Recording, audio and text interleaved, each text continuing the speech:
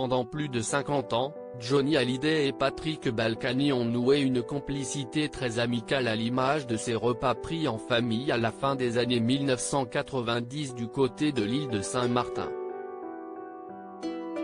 Dès qu'il revenait à Paris, la rockstar n'oubliait jamais de passer un coup de téléphone aux Balkany, Patrick et sa femme Isabelle. En 2001, Johnny va même plus loin en proposant ses services à son ami. À l'époque, l'élu de Levallois avait perdu son fauteuil de maire en 1995 avant de lancer l'opération Reconquête lors des élections municipales en 2001.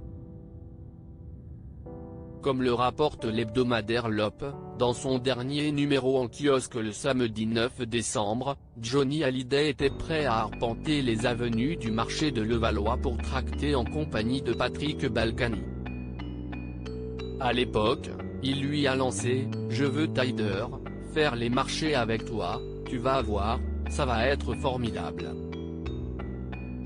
L'actuel maire de Levallois avait poliment décliné l'offre de son copain. « Non, mon vieux, on ne mélange pas l'amitié et la politique ».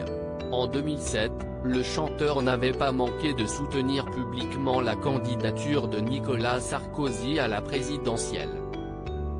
Le soir de la victoire au second tour de l'ancien chef de l'État, Johnny Hallyday s'était rendu au célèbre dîner du Fouquet où il avait retrouvé un certain Patrick Balkany. Ils étaient à l'église de la Madeleine ce samedi 9 décembre, Patrick Balkany et Isabelle Balkany se sont rendus à l'église de la Madeleine pour assister à la cérémonie donnée en la mémoire de leur ami disparu. Ils n'étaient pas les seules figures politiques présentes.